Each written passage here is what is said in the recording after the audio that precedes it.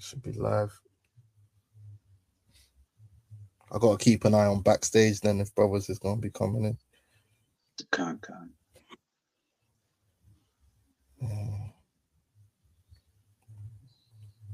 Let's get rid of this.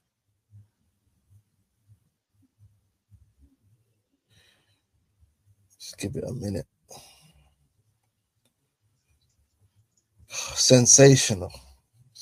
Beautiful. Yeah, that's slow.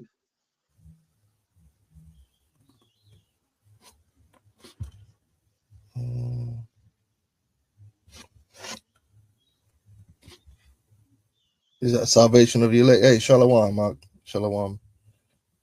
See you, brother. Shalom to the Arkham. Shalom. All right, let's kick it off like a ball still. All right, Carl Halal Yahweh, Shami Abishai, Waharakah Kadash. Double honors to the apostles and elders of Great Millstone. Honors to you brothers out there in the highways and the byways, teaching this word in all sincerity and truth. I'm the brother Rakaya Kwam. I got a brother Ratazar Amath with me. Shalom. Should be a couple brothers jumping in, a couple other officers jumping in as well. We just wanted to, go through the scriptures. The pride of Babylon is reaching its peak, and we know what the scriptures say about pride, man. Before destruction, the hearts of men is haughty, and America and Esau in general is filled with pride and arrogance, and that arrogance is leading to their destruction. The scriptures say he taketh the wise in their own craftiness. So we see the things that they're doing in the Middle East, and they're trying to control the uncontrollable. And hey, what does the pun say? It's gonna blow up in their face. That's it. All right. So we're just gonna touch on that. We did the algos. We're looking at this conflict. We're looking if there's gonna be an exit ramp or if it's gonna escalate. And all we can do is watch as well as pray, and see how these prophecies go down. All right. But one thing's for sure, Babylon's through. All right. Whether it's today or tomorrow or a week from now or a month, they through. All right. You got any opening comments you wanted to make? Khan, I got this precept for you. It says Proverbs 16 and 18. It says, pride goeth before destruction, and the haughty spirit before a fall. There you go. And then you can see that oozing out of America. Just that pride, that arrogance, that military pride, that military arrogance. And it's gonna be their downfall. It always is. That's just how the game is played. All right. Once you let arrogance and pride creep in, it's pretty much a wrap for you. It's an algorithm. Mm-hmm. So I wanted to. Man's asking to send a link. I'll put it in the group. 1 second up. Okay. And that's it. If I can say whilst you're doing that, it's like the word that I love is hubris, right? Which when you look into that word hubris, it's going into extreme pride, right? Which is what this Edomite has. He's got extreme pride, man. Right? Yep. That's right. And you see that with Trump and his cabinet and all of his sycophants. It's just propaganda and pride, like just bare wicked talk. On the streets, we call it man's talking wicked, when a man's just talking the most, talking the hardest, like he can't be touched, like he God or something. That's how they're talking. Like only the Most High could fight a forever war. Who do you think you are? Like he got unlimited power or something. These people are insane. Like, meanwhile, their bases are getting destroyed out here. So, our brother should pop in a minute. We wanted to start off with this because we got our first social media reality TV president. So everything this guy does is tweeted out. All right. So let's read what this guy Trump said. He said, if Iran does anything that stops the flow of oil within the Strait of Hormuz, which they've already done that, but they will be hit by the United States of America. And the man talks in all caps like a gal. Yeah. 20 times harder, not 10 times, 20, I'm surprised he never said 100. Right? But this is how he talks, with arrogance, with with boastfulness. Right? 20 times harder than they have been hit thus far. 1 second, let me close this window. You can.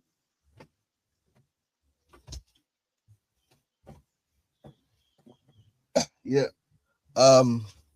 Additionally, we will take out easily, yeah, destroyable targets that we make it virtually impossible for Iran to ever be built back. So this man's talking so wicked. He's saying they're so powerful, so destructive. 1 second.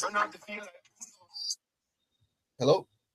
Okay, one thing that I find funny with this is it says destroyable targets, you know, Yeah, easily destroyable targets, which basically says that there are targets to these Edomites of this system that aren't easily destroyable, right? Which I think that's one of the things we're going to go into in this lesson, which is just how E talks, right?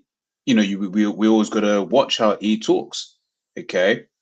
You know, because it's you know, the way he speaks, he'll put in language in his speech that will try and trip you up, right? So let me grab this as an example, right? This is Psalms 50 and 21. It says, the words of his mouth were smoother than butter, but war was in his heart. His words were softer than oil, yet were they drawn swords, right? So he'll speak to you in a way where you think such and such is going to happen, but actually it's the complete opposite. Okay. Yep. Khan. Yeah, Khan. So he's talking wicked, man. He says, as a nation, again, death, fire, and fury will reign upon them. Which, the reason we're bringing this out is because it's very proud. It's a very proud statement. But the actual fact is, we know, according to prophecy, the actual nation that's going to receive such a judgment from the Most High that it's never built back again is America. That's it. You see how the Most High works? So this guy's speaking in his pride, speaking in his arrogance, threatening a nation of 92 million people, right? In his pride, with utter judgment and destruction, when the Lord has already judged that it's actually you that's going to receive that judgment. Okay, and I got the precept right here. All right, let me read it down.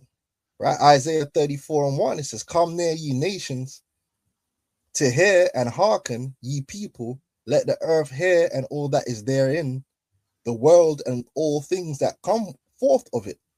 For the indignation of the Lord is upon all nations. All right, so the Lord's got a beef with all these nations, including Babylon, America, including Iran, because they're suffering and they will suffer. That's it. And his fury upon all their armies. All right, so the Lord's going to use this war, as well as the return of his son, to punish the armies of these nations, all these nations. Okay, he hath utterly destroyed them, he hath delivered them to the slaughter. Their slain also shall be cast out, and their stink shall come up out of their carcasses, and the mountain shall be melted with their blood. Because there is going to be boots on the ground. That's prophecy, right? You go into Second Esdras, the 16th chapter, it tells you about that, how the brides ain't gonna have no bridegrooms because they're gonna die in the wars. They're gonna have to put boots on the ground. They ain't gonna get it the easy peasy way, like he's talking about. They're gonna have to go through the grinder. It says, all of the host of heaven shall be dissolved, and the heavens shall be rolled together as a scroll. This is talking about the nuclear destruction.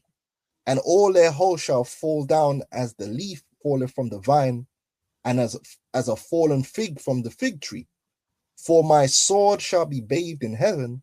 Behold, it shall come down on Idumea, Edom, the so-called white man, beginning with America, and upon the people of my curse, to judgment. All right, because these Edomites are cursed to fail. They're cursed to destruction. And in their pride and their arrogance, that destruction eludes them. It's not within their sight. They don't think that it's going to happen to them. But such is pride, such is arrogance. All right. Yeah, because that's what Isaiah 47, where they're speaking about. You thought that you was a lady, right? That you was untouched, but then all these things are gonna come upon you in one moment. Yeah, you're right on that. Let's get that real quick. Yeah, they thought, oh yeah, we're just this unstoppable beast, untouchable. We got all these missiles. Isaiah 47:1, it says, "Come down and sit in the dust, O virgin daughter of Babylon. Sit on the ground, there is no throne."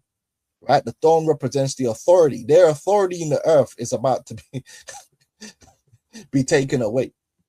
O daughter of the Chaldeans, for thou shalt no more be called tender and delicate.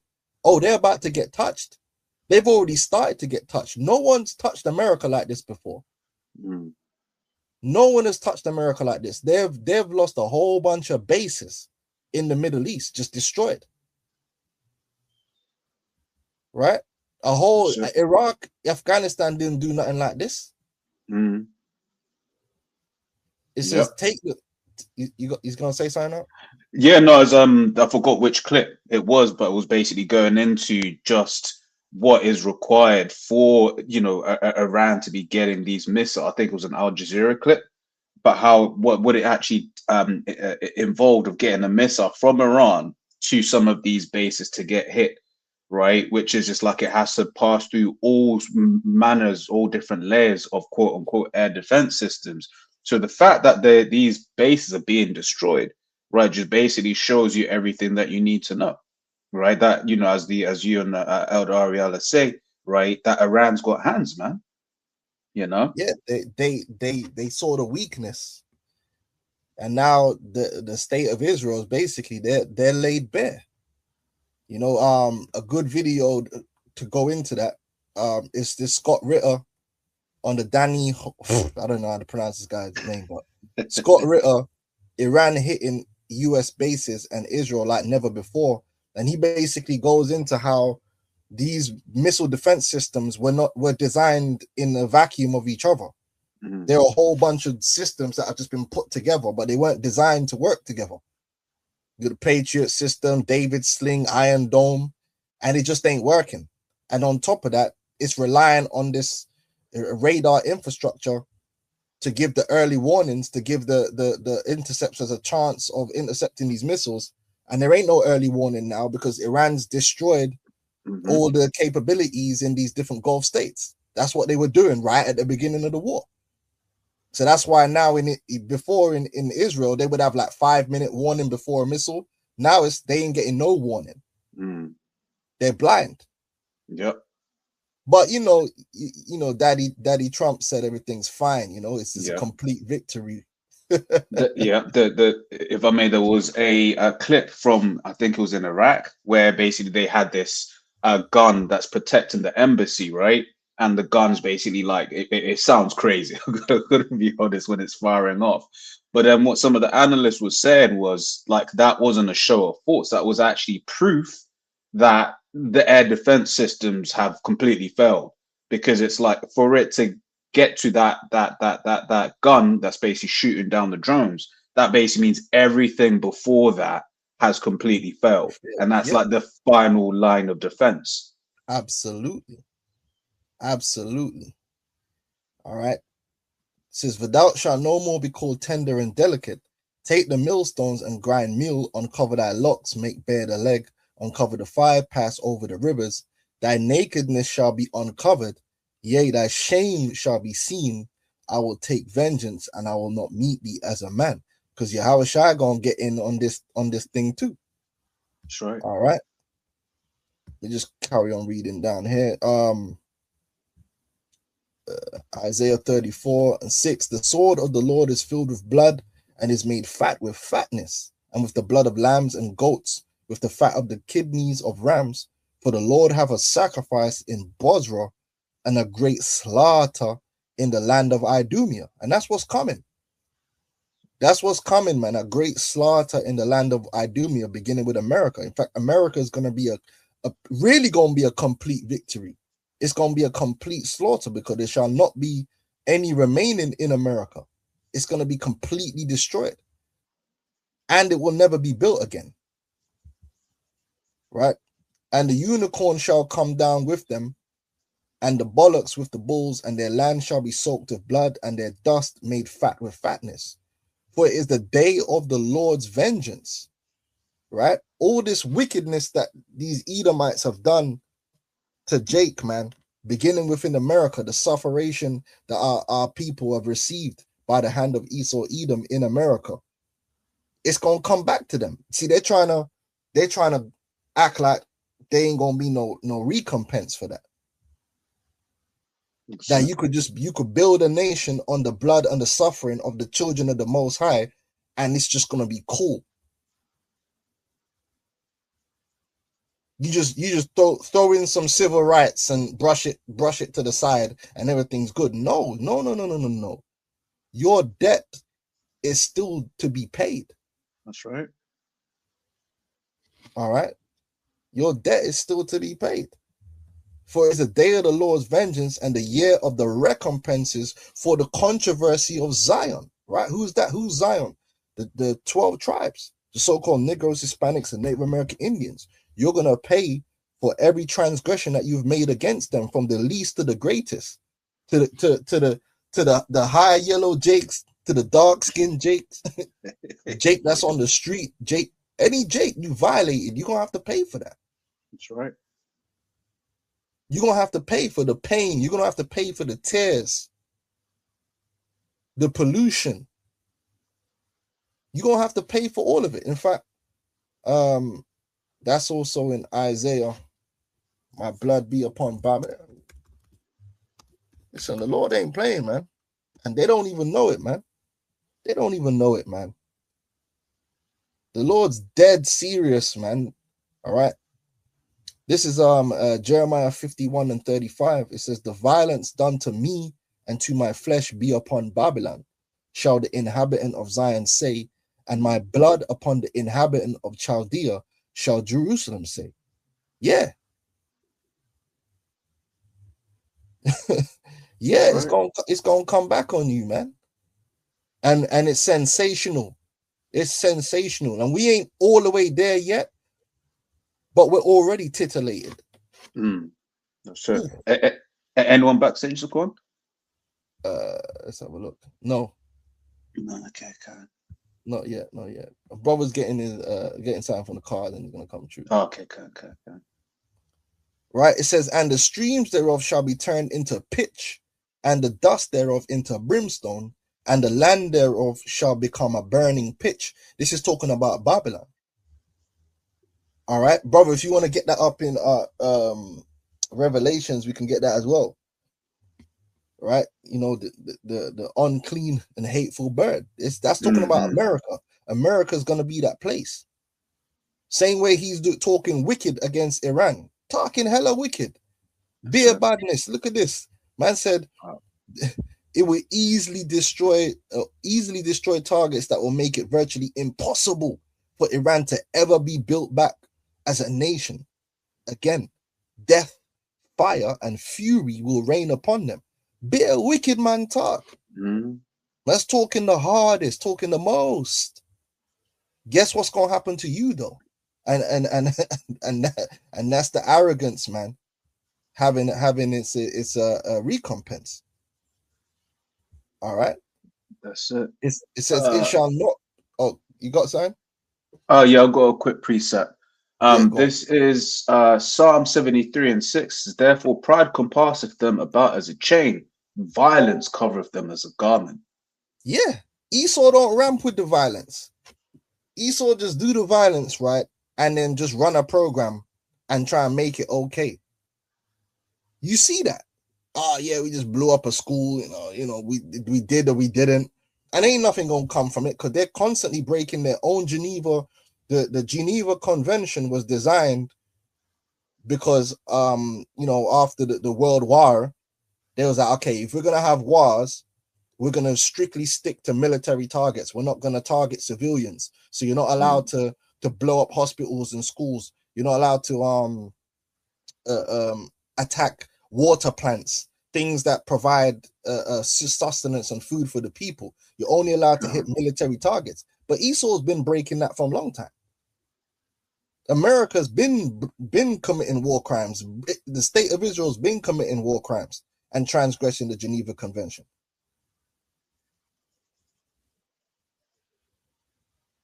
And they just do it in front of the world and then either ignore it or make up some excuse because their mindset is, well, who's going to control me for my works? Sirach, the 5th chapter. We're the one with the big guns, so we could talk wicked, we could do wickedness, we could do violence, and we'll just tell them whatever we tell them, and they'll have to get over it. Can. And when you was talking, I was thinking about in our law, right, Deuteronomy 20, about how it speaks about when you besiege a city, like not to be destroying the trees, right, because you can eat of it and stuff like that. By basically proving that we have a war laws ourselves, certain things just you wouldn't do. Yeah, Esau try to act like he's the humanitarian, but he's not. He's a beast, and he's going to become more of a beast as we're going to get it in the scriptures. The closer we get to his end, he's going to become more cruel, more vicious, more diabolical.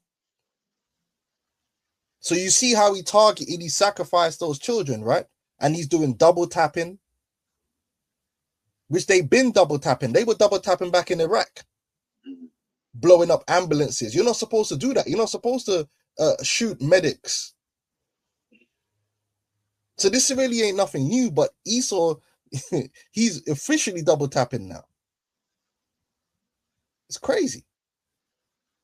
All right, it says, and the streams thereof shall be turned into pitch, and the dust thereof into brimstone, and the land thereof shall become burning pitch. It shall not be quenched night nor day. The smoke thereof shall go up forever, meaning that landmass is just going to be a wasteland with lava pit and in the oil pit. There's going to be a scar on the earth, man, where America used to be. And it's going to be the greatest desert ever. Forever desert, talking about forever war, forever desert. And you're going to be forever extinct. How about that? How about forever? Who are you? Anyway, the smoke thereof shall go up forever, from generation to generation. It shall lie waste. None shall pass through it forever and ever. But the cormorant and the bittern shall possess it. The owl also and the raven shall dwell in it, and he shall stretch out upon it the line of confusion. We got these great statues. We got great buildings. I built some of them myself. Line of rascal confusion. Flat parking lot. And the stones of emptiness. Yeah, that's going to be your memorial in the earth. The fools that thought that they could come against the word of the Most High, that they thought they could be God.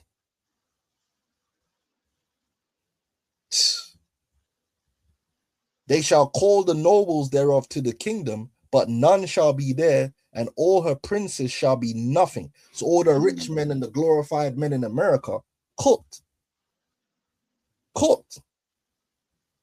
All right? That's what's going to happen to America, man. The same wicked talk that he's giving to Iran is going to come back on his own head. And that's beautiful. You got sign up? No, that's it. But I've got the one you call from Revelation 18. Yeah, we can link that. Yeah. Go on. Cool. This is Revelation 18 and 2. It says, and he cried mightily with a strong voice, saying, Babylon the Great is fallen, and has become the habitation of devils, and the hold of every foul spirit, and the cage of every unclean and hateful bird.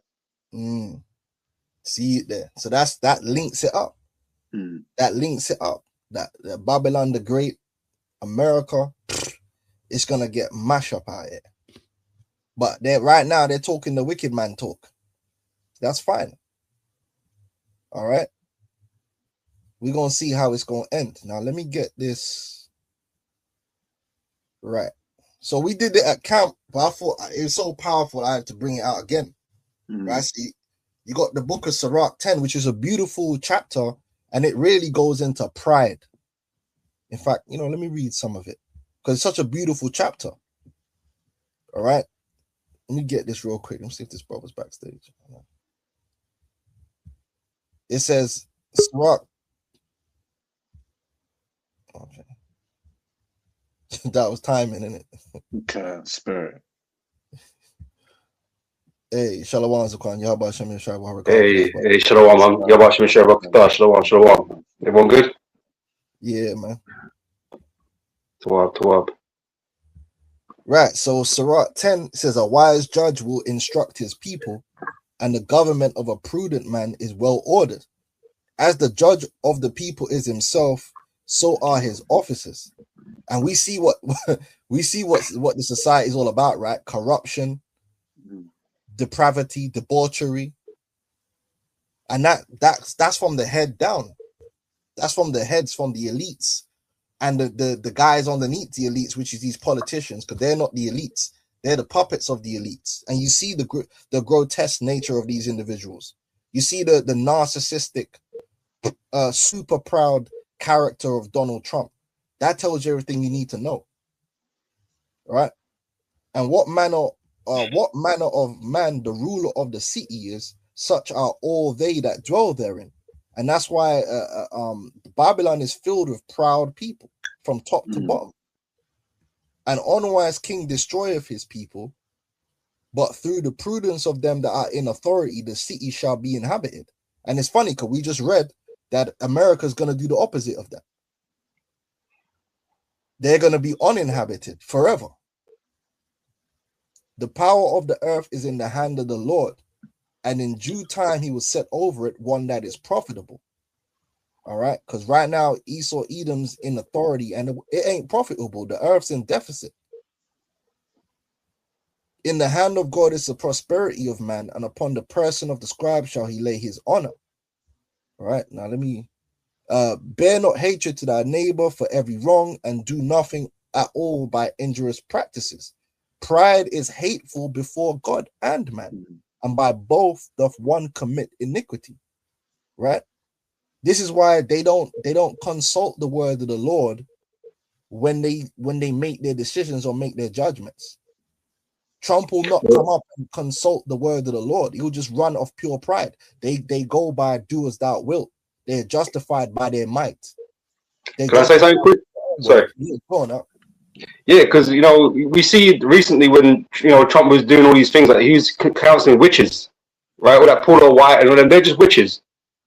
Claim to be part of Christianity or whatever, but they're really witches, man. Mm-hmm. They were doing a seance. Yeah. Yeah, 100%, man. It says because of unrighteous dealings, right? Which Esau's everything Esau does is corrupt. It's underhanded. There's always backdoors. There's always ulterior motives, right? Subversive tactics, subterfuge. That's how Esau operates. Lies. He'll make a deal and then break the deal. He'll make a law and then break the law. Chaos. He's a chaos monkey. Because of unrighteous dealings, injuries, and riches got by deceit. Right? You see how they're pumping and dumping the markets, manipulating the market. Right? The kingdom is translated from one people to another. Right? Because of all this wickedness, Esau's gonna lose his rule. But he thinks, nah, because my IQ is so high, and I got all this witchcraft, and I got this military, that means I can rule forever. It doesn't work like that. All right? There ain't enough witchcraft that's gonna keep you in the power seat, man. What was that? There was a beat. Was that from backstage? Oh, the Shaq's coming. Oh yeah, I see him. Hey, shalom, Mark. Y'all Bashem and Shabrakata.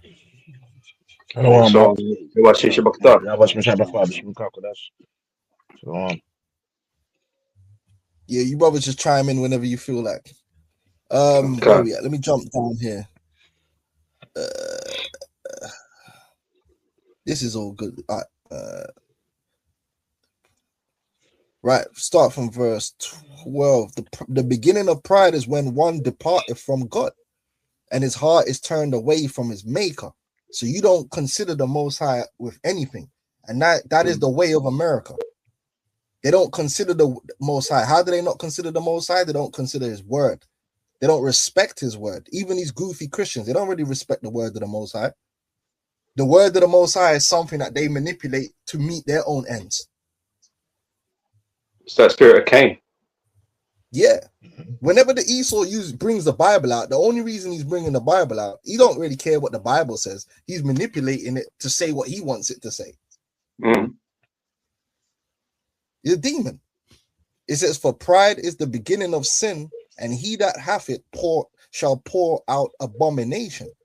And you see that in America. The Batmanism, the transgenderism, the murder, the stealing, the manifold abominations. We don't even have names for some of the abominations that's happening in America. We don't even have names. All manner of abominable acts and an abominable debauchery is within the confines of America because it's filled with pride. That's it. Even this guy Trump, they try, he's against the Batmanism. First of all, Trump is a Batman. Right? Let's just start from there. They're all Batmans.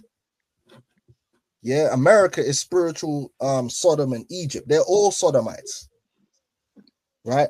But this guy, Scott Bessent, who's the treasury, is a straight up out in the open Sodomite with a husband and 2 adopted children. Damn. But this guy's the Christian Messiah. Like, get the hell out of here, man. Right? Therefore, the Lord brought upon them strange calamities and overthrew them utterly. Right? I want to get down to the point. Where is it?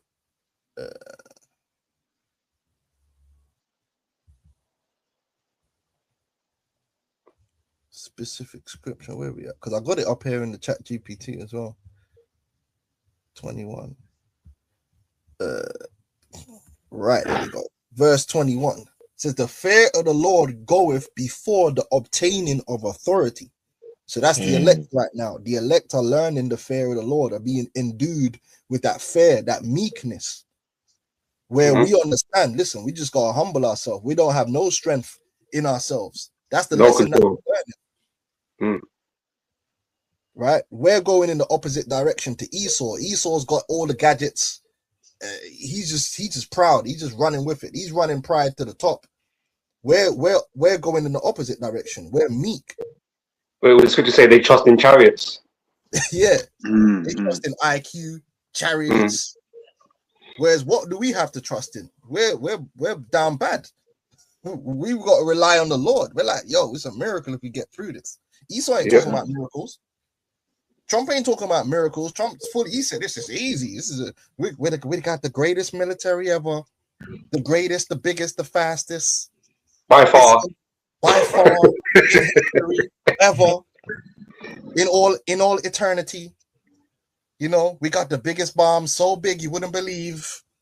It's so easy. All we do is win. That's how these men operate.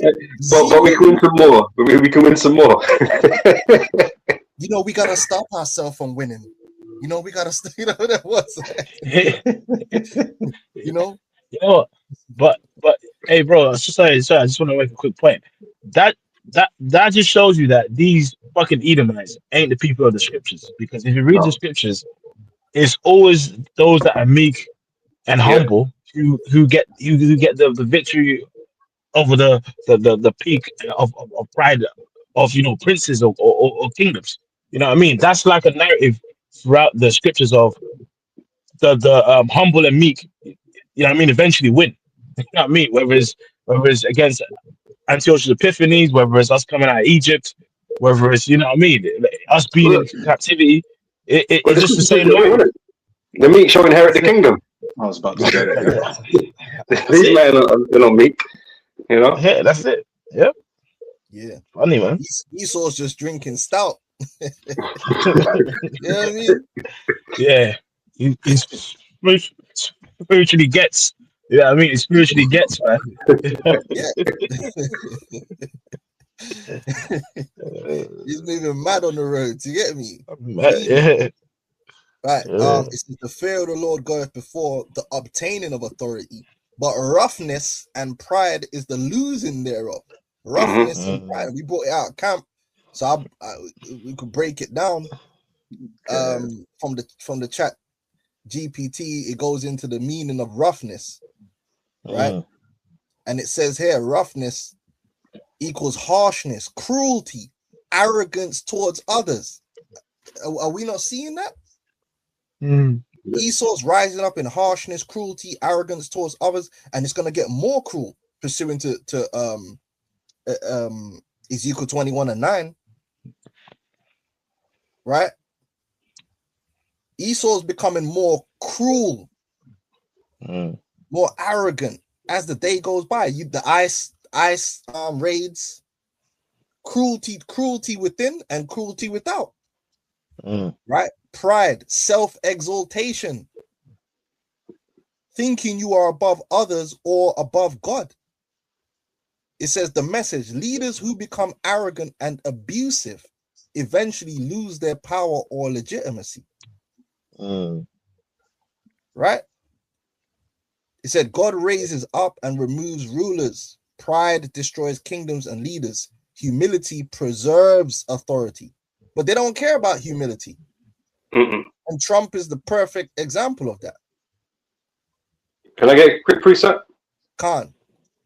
Revelation 12:12, bring this out a lot. But it says, therefore rejoice ye heavens, and ye that dwell in them. Woe to the inhabitants of the earth and of the sea, for the devil is come down unto you, having great wrath, because he knoweth he hath but a short time. Right, so that goes into the roughness, where his kingdom is dying, and he knows it. He's on the edge. Right, he's doing more and more, and become more boastful, more prideful in order to keep his kingdom. But it's the opposite of what you need to do to keep your kingdom. But the Most High made us two manners of people. He's the opposite to righteousness. Yeah, brother said dragon stout. Yeah, 100%. And that. Yeah, like real quick, right? It says here the people who argue that the United States government has become harsher and more coercive usually point to specific policies or actions. Whether they are seen as cruel depends heavily on the political perspective. And it even goes into 9/11 torture and detention practices, right? Civilian casualties from drone warfare, right? Like we mentioned before, blowing up weddings and things like that. And they're getting worse because now the AI is just like, yo, that's a building, blow it up. And it's a school and that. You know what I mean? There's some brown people.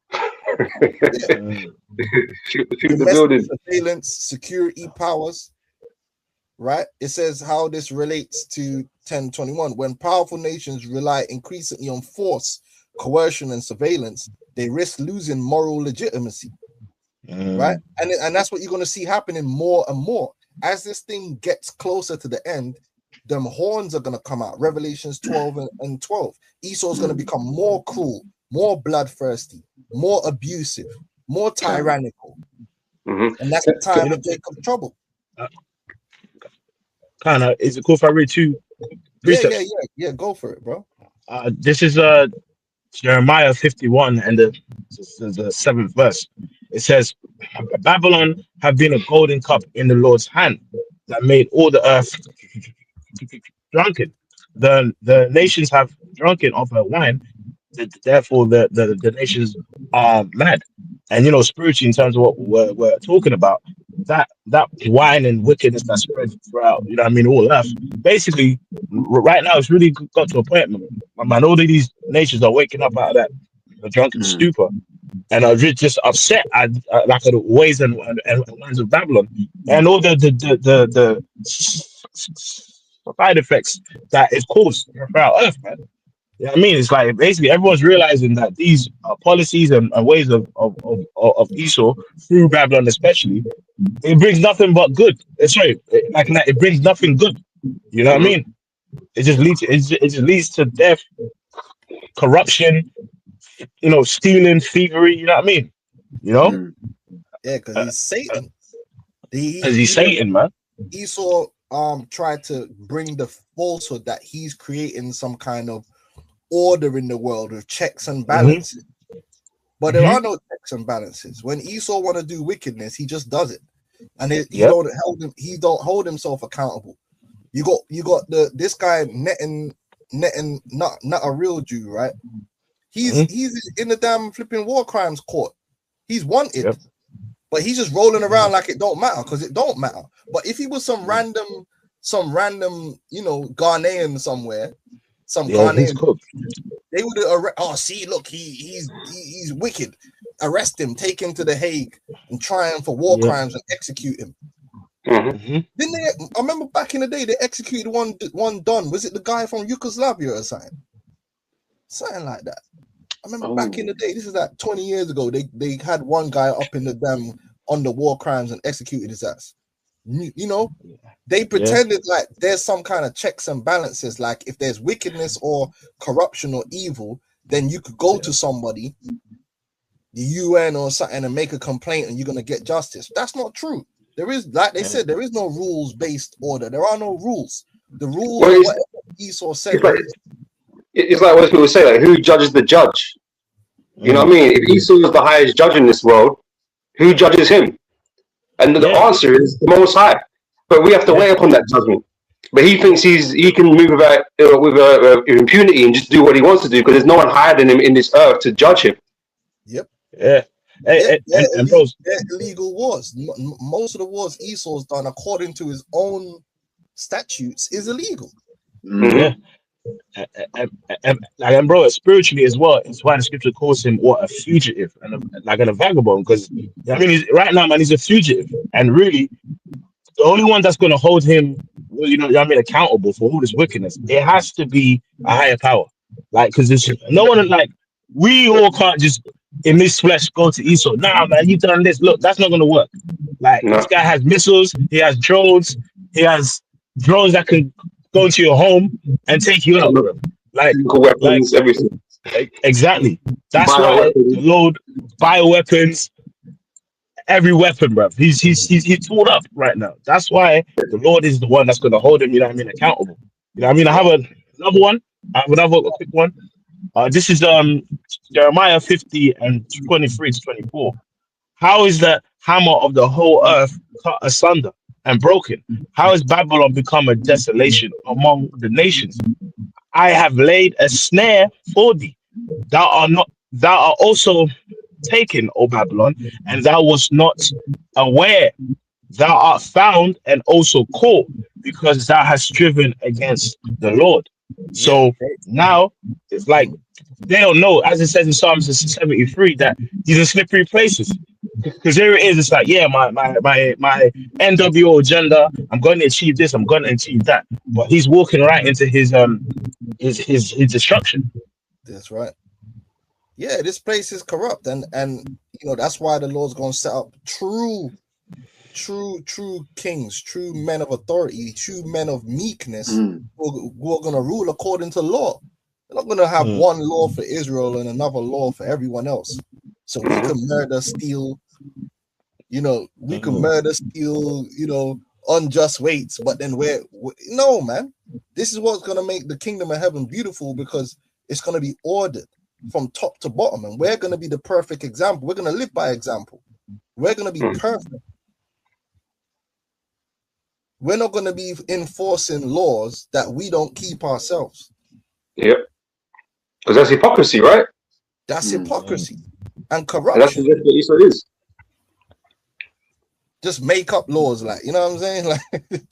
In 100 years, the laws can change, go 360. Well, that's the thing. Laws are always changing this world. There's always additions and subtractions and all kinds of things. So what's law today could be different next year and things like this. You know what I mean? Esau's always changing things. And they already showed everyone that, listen, if you're rich and powerful enough, the laws don't matter. You know what I mean? You could do tax evasion. You can traffic women. You could do what you want. They've already shown that. Listen, you could do what you want as long as you're part of a certain cabal, and nothing will happen to you. We'll even show it to you in your face. in your face. Man will even show you, okay, cool, listen, this is what we're doing, and what you gonna do about it. We will collapse the banking sector and make it. You know what I'm saying? And then all them dons are still on their yachts with the trafficked women, just chilling, running away with all the money. Meanwhile, if you do the slightest thing, it's long. It's long for you. Wesley Snipes, you know, you see what happened. They put him in jail for that tax. Yeah. Took away the best years of his career. This is 2 Ezra 8:22. Whose service is conversant in wind and fire, whose word is true and sayings constant, whose commandment is strong. Yeah. A ruler's supposed to be consistent. Righteousness is supposed to be consistent. It's not supposed to change from day to day, or you know what I mean, you rest judgment when you feel like it. And that's what this society is. It's insanity, it's madness. All right. And you just watch these Edomites just up there like Trump and that, just chatting breeze. Now I wanna, because I got a couple things I wanted to touch on. I'm thinking whether I should run all right, let me run this first. Now, you brothers are gonna like this. So I'm sure you brothers saw this speech from this guy, right? And why should Americans trust Marco Rubio to negotiate it? Well, Marco Rubio, this guy. I hope it's not going to be needed, but if it's needed, we'll escort them right through. And we have the greatest mine-sweeping ability. We have the greatest ships. And oh my goodness, this guy makes me throw up. Greatest this, the greatest that. Yeah, but it's like he embodies the pride and the hubris and the narcissism of Babylon. That's who he is. He represents like that. Now, I went to the trusted artificial Idumia, right? And I asked it, I said, analyze the full transcript and highlight how Trump speaks a very proud and arrogant way. And this is what ChatGPT had to say. To analyze rhetoric fairly, it's important to separate style, how someone speaks, from policy claims, whether the claims are true. Donald Trump's speaking style, especially in press conferences, has some very distinctive patterns that can come across as boastful, dominant, or dismissive, depending on the listener. So it's going to go into it. The use of superlatives, the most ever, incredible, never seen before. Trump frequently describes actions using maximal language. Example, over the past 9 days, we have carried out some of the most powerful and complex military strikes and maneuvers the world has ever seen. Analysis uses absolute comparison, suggests unmatched historical scale. This rhetorical style projects strength and dominance, but critics interpret it as exaggeration and self-promotion, which is what it is. Right? It says personal ownership of success. Yeah. Even when discussing military operations run by institutions, the phrasing can imply personal leadership credit. Like he's the one that did it. It's me. I'm the guy. I did it. Well, he keeps talking about how he built up the military again. Did the military disappear, or did you start from scratch? Look, Iran's breaking it down for you. All right. Absolute claims of destruction. Iran's Navy, Air Force, and missile launch capabilities have been decimated. Right? It's just, this is how he talks. Dismissive treatment of opponents. Everything they had is gone, including their leadership. Yeah, but this time his son took over. It's crazy. Threatening language. And bro, sorry, just a quick one. It's spiritual that all these words he's using and style of speech he's using, those are going to be used against Babylon when it's destroyed. Because when Babylon's destroyed and it's that lake of fire, that's going to be the most beautiful destruction that has ever been seen. You know what I mean? That's always been destroyed, like Babylon's been destroyed. Yeah, and always been destroyed, like Babylon's never been destroyed. You know, that's actually that's the type of terminology that's going to be used when Babylon becomes a desert, man. So that's funny. Can I get 2 precepts? Yeah, can't. First one is Daniel chapter 7 verse 10, right? He's more stout, right? And I think that goes into his boldness. Trump speaks very boldly, you know, because he believes in his own lies, basically, right? Daniel 7 verse 20 said, and of the 10 horns that were in his head, and of the other which came up, before whom 3 fell, even of that horn that had eyes and a mouth that spake very great things, whose look was more stout than his fellows, right? And this little horn that came up is America, coming out of Britain, you know, coming out of those civil wars with the British, the French, and the Spanish, right? America took the place of the world leader, you know, the world superpower, and they become very boastful and very proud in that position, you know, being the world reserve currency and have the mightiest military and all these things. This is what, you know, Trump's attitude is built off, because they know they have a certain standard in the world because they're that golden city. All right. The other one was Jeremiah 50 verse 31, and it says, "Behold, I am against thee, O thou most proud, saith the Lord God of hosts. For thy day is come, the time that I will visit thee, and the most proud shall stumble and fall, and none shall raise him up. And I will kindle a fire in his cities, and it shall devour all round about them." Yeah, man. That's it. That's the facts. Yeah. That's what's going to happen, man. So it says the overall communication style is hyperbole. He uses extreme superlatives all the time. Certainty, victory framing, right? This is how this man talks very proudly, man. Right? And then we've seen that from the analysis, it doesn't even match up. And this is what arrogance does. They're really trying to back out of this because it's costly. It's coming up to that 12-day period that they had before and it's even worse than that first 12-day war. You know, they're looking for an exit ramp. Let's see if Iran gives them one. But regardless, I was going to say, because they went on to say, oh, it's going to take like 4 weeks or something like that. And it's like, oh, it's going to take longer than we thought. And then maybe 8 weeks or whatever. And then like now they head the schedule again. Now it's like, well, we're always beating them. You know what I mean? It's like, what the fuck's going on? Yeah, but these guys, that's what I'm saying. It's like living in the Twilight Zone with Esau. They said they completely destroyed these guys' capabilities 9 months ago. Yeah. And they said that they've set them back generations. What generations is 9 months? This is insane. This is insane. People don't really realize the level of lies and manipulation that we're under on a daily basis from these guys. Every time they open their mouth, it's just lies and arrogance. And how refreshing it's going to be to live in a world that is just truth, man.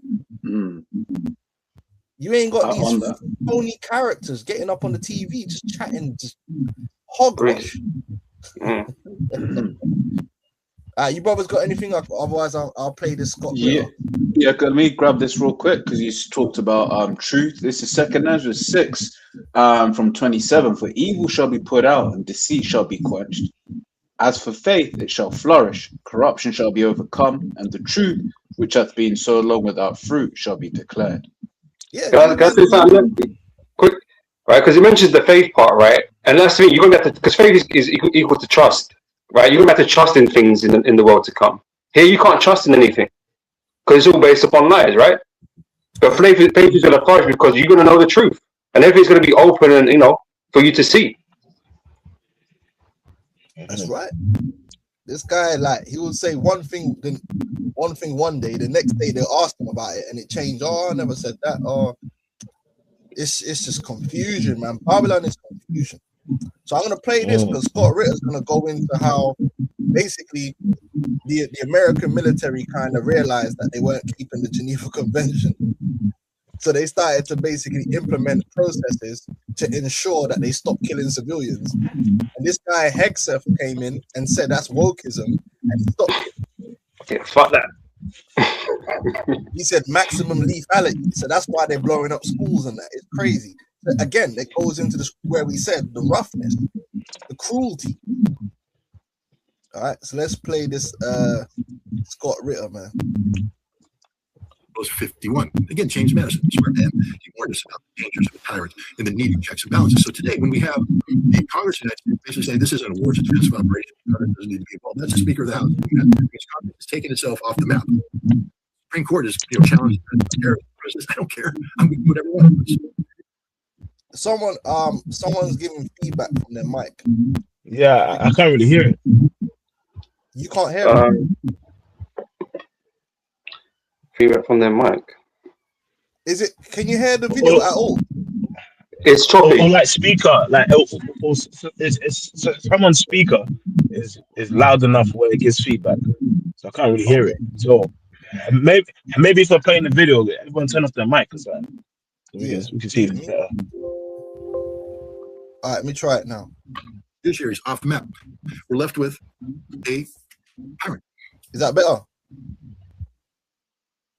Must be better. The executive. And now the executive isn't governed by the people who believe in the necessity of checks and balances, but by factions.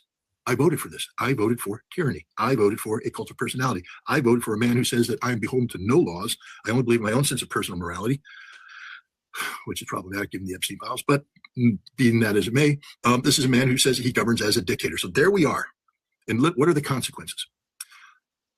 The Geneva Conventions, 1949, were passed because of the excesses that were done under war, even by the victors. There was a recognition that even the victors went too far, that we have to protect civilian populations. It's essential that there has to be laws governing war. And these were updated in 1977, the additional protocol to the Geneva Convention. And now, there are people out there rolling around saying, oh, come on, Scott, it's international law. Oh, yes, but see, it was adapted and adopted by the United States Department of Defense through the Law of Warfare Manual. So it's ours now. We own it. And one of the interesting things in there is they talk about targeting. They say you have to be very careful when you start targeting places to ensure that you aren't hitting civilian targets, that you've done your due diligence. And there's this thing called distinction, that you must make a distinction between military targets and civilian targets, which requires an additional level of analysis in work. This is the law.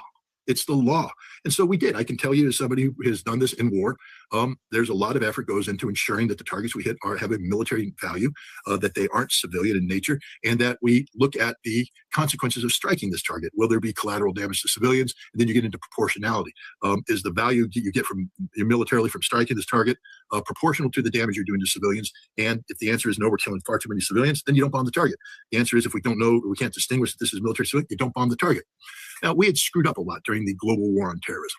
So in 2023, the Department of Defense issued a new proclamation, a new directive called the Civilian Harm and Mitigation Response thing. And what this did is create a new layer of oversight for targeting and for planning wars.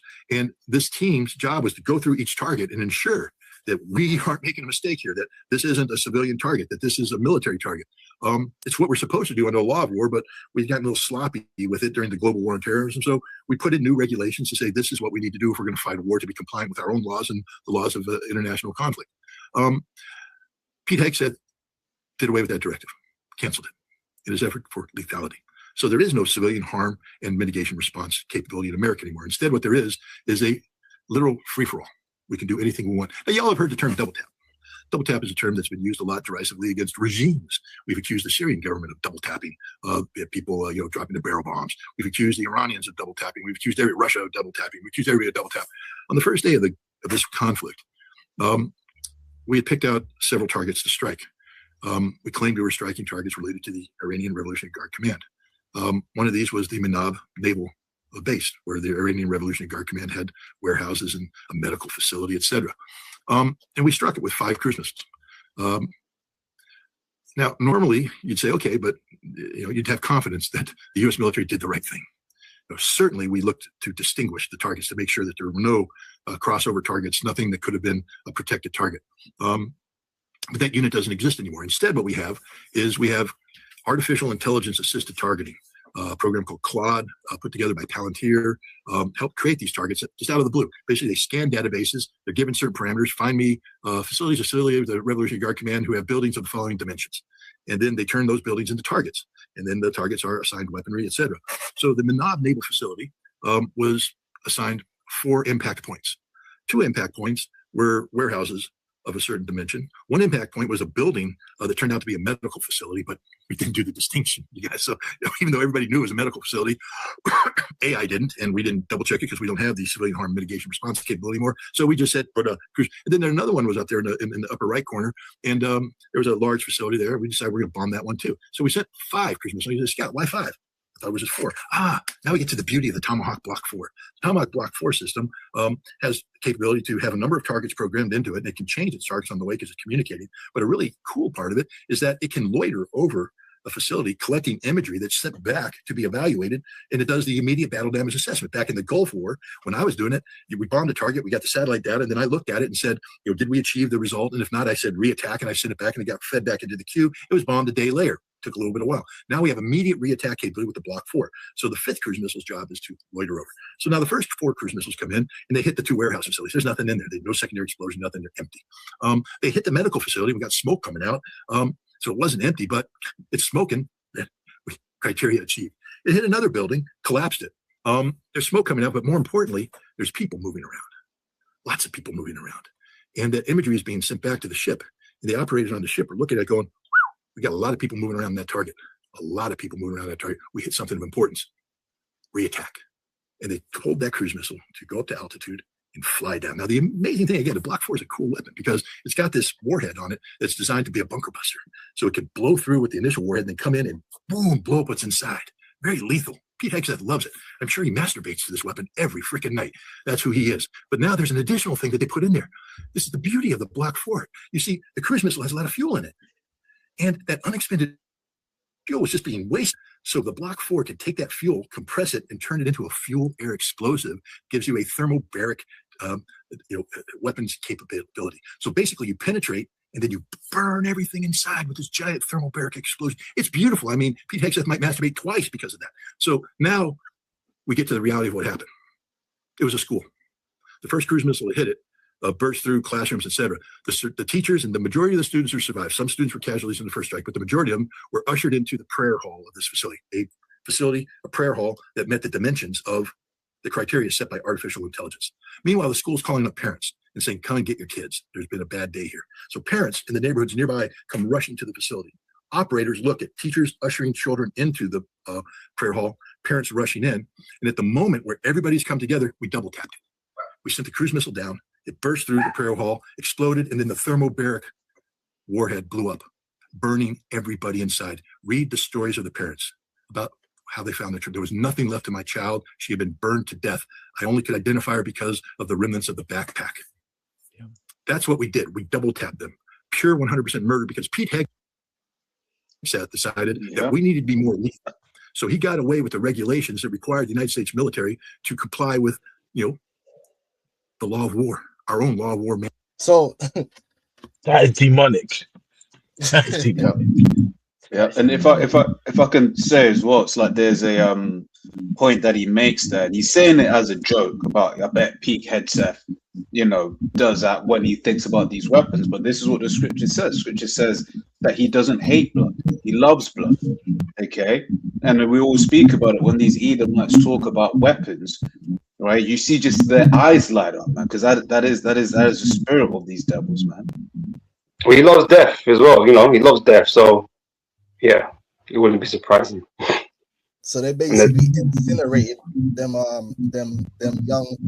young girls, man. Sacrificed them, a burnt offering. Yep. I have a precept. But yeah, 1 second. So that just shows you that they've become cruel because they've took away the checks and balances so that they could just do stuff like this, man. It was 100 over 100 young girls or whatever. 170 something like that. Yeah, like it's crazy, man. But yeah, go on now. Yeah, this is Psalms 140. I mean, it feels like this scripture we bring it out each week, man. But Psalms 140 and 1, it says, deliver me, O Lord, from the evil man, preserve me from the violent man, which imagineth mischiefs in their heart continually are they gathered together for war. They have sharpened their tongues like a serpent. Addis poison is under their lips, man. So, especially with Babylon the Great, which is Esau, but just the power structure, it's like they just love war, especially Babylon. And it's like even when it comes time for it to be exposed or called out, all they do is simply just tell lies about it, man. You know, oh, we made a mistake, or oh this or oh that. You know what I mean? Crazy. As the man said, other nations have. It could be Iran because other nations have the tomahawk. No, other American allies have the tomahawk. Exactly. Could be anybody. Iran doesn't have no tomahawks, man. Then he was like, I don't know anything about it. Like, oh, why don't you know? You seem to know everything about how great the war is going. Wouldn't you if that happened on the first day of your war, wouldn't you be concerned to find out the facts about that? I don't care. Yeah, it's like, yeah, they don't care. You know what I mean? But then you love the children, right? You're trying to say you have the high moral high ground. You don't. Esau don't have moral high ground. They got no morals.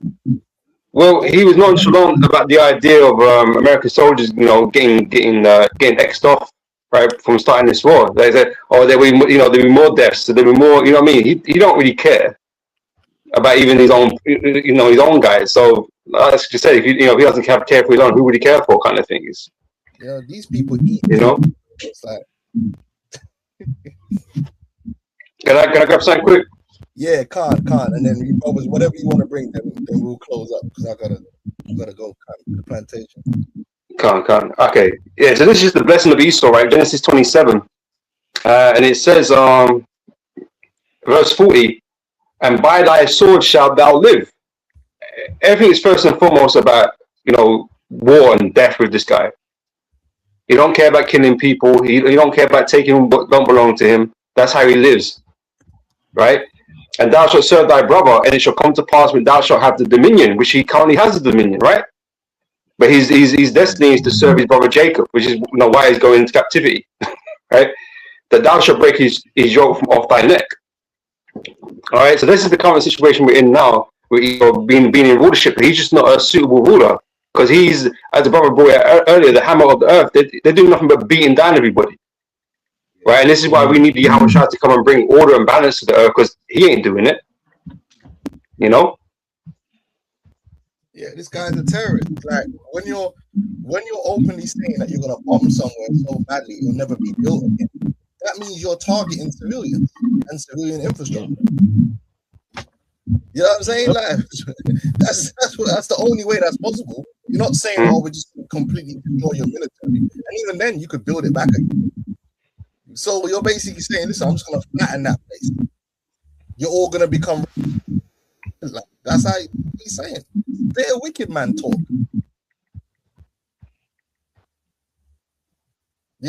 Like openly. That's what he said. And people, oh yeah, that's cool. Nah, bro. I thought you was meant to be these good Christians. Love thy neighbor, and when you come up to the camp, it's bare love. You ever notice that? That's what I'm saying. When it comes to the Hebrew Israelites, all the love scriptures come out. Yeah, but it says, abhor not the Edomite. Well, how about abhor not the Iranian, bro? Where's that? Yeah. All of a sudden, when it comes to us, then we need to be talking about love, and bare non-violence. And then Esau's like, yeah, I'm going to just destroy your country and never be born again. What? I have a precept back. This is Psalms 11 and 5. The Lord trieth the righteous, but the wicked and him that loveth violence is so hateth. Upon the wicked he shall rain snares, fire and brimstone, and a horrible tempest. This shall be a portion of their cup. So that's Esau, man. It's starting off with Babylon. Him that loveth violence. And bro, it's true because that dude was saying that a missile probably turns them on. They actually love violence, bro. Like they love it. They that's them. I mean, Esau doesn't feel. So sorry, Elder God. I was saying they love them big phallic symbols, bro. Yeah. Esau was born and chose violence, bro. Yeah. You know what I mean? So it's fitting that the scripture says, thus with violence shall that great city Babylon be cast down. It's only fitting. Like, because they've gone around earth giving unspeakable examples of violence in the earth. So it's only right that Babylon goes down by extreme intent violence, and Esau as a kingdom, as a power structure, gets a hostile takeover. You know, whether it's the Russians, whoever is fitting that, all of them as a power, as a rulership on the earth, they all just get taken down by force, man, because they've all brought nothing but violence upon the earth. Well, Esau thinks he's the king of violence. That's what he thinks, right? But it's the Most High. Yahweh is the king of violence. He's the king of terrors, right? So he's gonna out violence you, man, like by far. You know? Yeah. And remember, the scripture says, "Woe to him that buildeth a town with blood." Like Esau and his, Western imperialism, right? As this is just built on blood. You know what I mean? It's just built on blood. Whether it's the British, whether it's the Dutch, whether it's whoever. As long as you have a Edomite around, they just bring nothing but what the scripture says, the border of wickedness, man. And it's just established on violence. So that's why it's fitting that this whole system is going to be taken down by violence, man, especially in America. Yep. Scripture says thus with violence. Yep.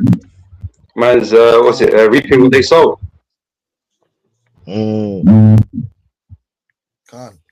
Right.